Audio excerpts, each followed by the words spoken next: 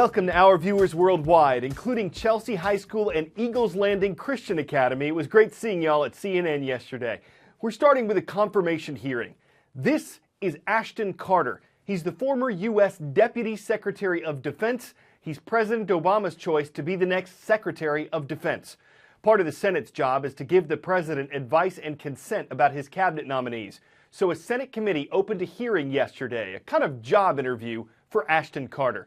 One subject he was asked about: ISIS, the terrorist group in Iraq and Syria, recently murdered a captured fighter pilot from Jordan.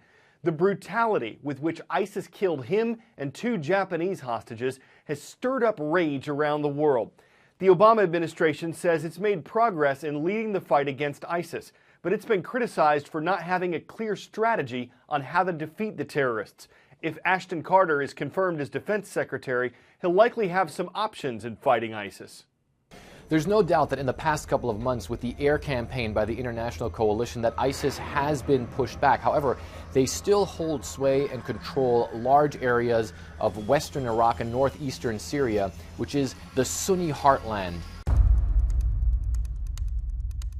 With the killing of the Jordanian pilot, Muath al-Qasasbeh, there are many people who are saying now is the time to escalate the military campaign against ISIS.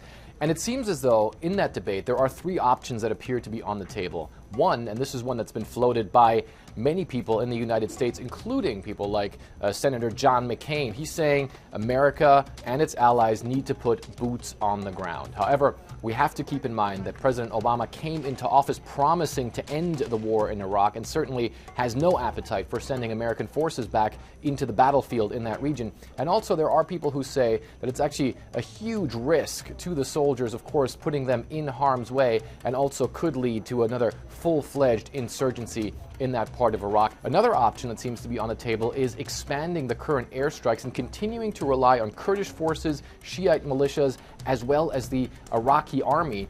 However, there are people who say there's only so much that airstrikes can achieve, and they doubt that once the battle gets into the really Sunni heartland, Anbar province, for instance, in Iraq, whether or not these forces are going to be able to deal a decisive blow to ISIS and defeat that terrorist organization for good. The third option, and this is one that most people say has a chance of functioning, if indeed it is one that's put forward, is engaging the Sunni population in that area. It's something the U.S. has done before. If we think back to 2006 all the way to 2010, what America did, and back then it was already fighting a Sunni insurgency. It was fighting an organization known as Al-Qaeda in Iraq, which in many ways is the precursor to ISIS. It paid Sunni militias, it armed Sunni militias and asked them to fight against Al-Qaeda in Iraq. This is something that people say could work again, getting the Sunnis to fight for their own turf and to oust the terrorists that are on their terrain. The position of Defense Secretary is pretty comprehensive. It involves formulating U.S. defense strategy, presenting it to the president and advising him on it, and making sure the approved policies are carried out. Another region of conflict concerning the Defense Secretary involves Ukraine. It's a nation torn between people who want closer ties with Europe and people who want closer ties with Russia. A year of fighting has taken its toll. The Ukrainian government and the U.S. are on the pro-Europe side. The Defense Secretary nominee says he'd support the Ukrainian government by giving it weapons to fight the pro-Russian rebels. But that comes with a risk of escalating a conflict with Russia. It was November 2013 when simmering tensions in Ukraine boiled over. Then President Viktor Yanukovych backpedaled on a major deal that would have strengthened economic and defense ties with Europe, opting instead for greater cooperation with Moscow. Thousands protested in the streets of Kiev, their numbers growing to 800,000, blurring the lines between demonstration and revolution. By February, Yanukovych had fled the capital, his administrative offices occupied by protesters, his parliament voting to remove him from power. For a moment, it seemed the crisis was over, but the pro-Western sentiment in Kiev wasn't shared in the south and east of the country, where pro-Russian protests were taking place. By March, Russian-backed rebels had seized key positions in Crimea.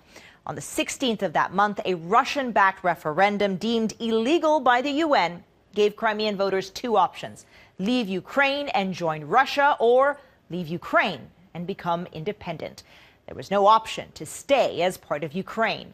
The Crimean Electoral Commission said nearly 97% of voters chose Russia. Regions to the east held their own referendums as separatist forces there battled the Ukrainian military on the ground and in the air.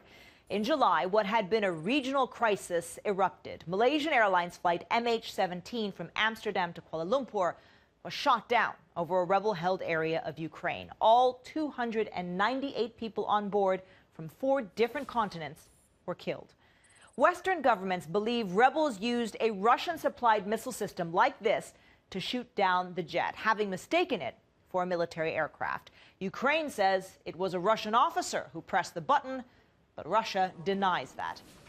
Now, a truce between rebels and Ukraine's government was reached in September, but for those who continue to be caught in the middle of ongoing violence, the ceasefire may be worth as little as the paper it is signed on. Atika Schubert, CNN.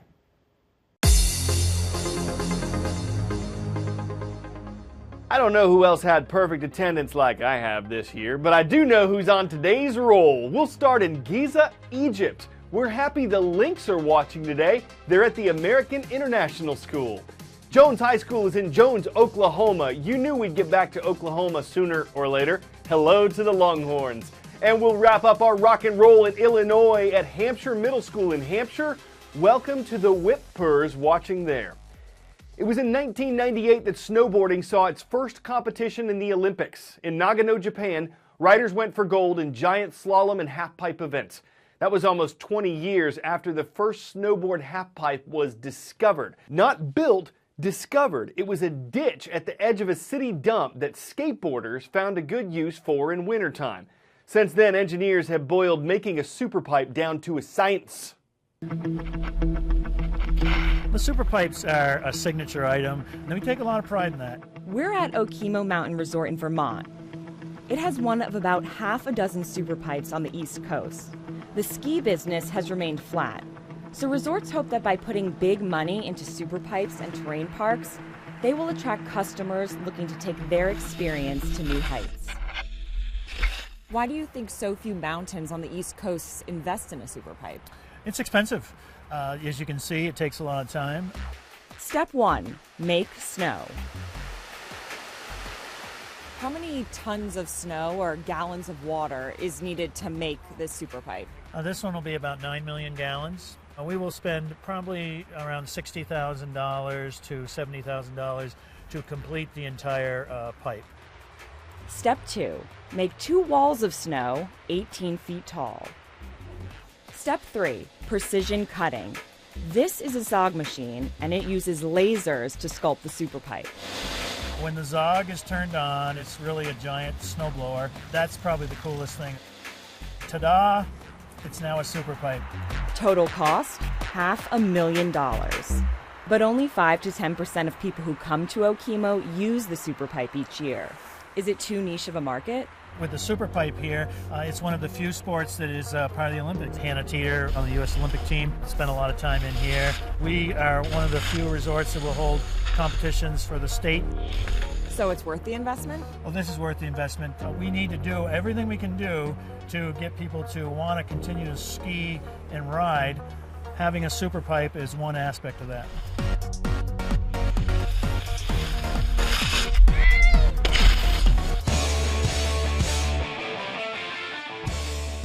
The tools, a drone hovering overhead carrying a target below it.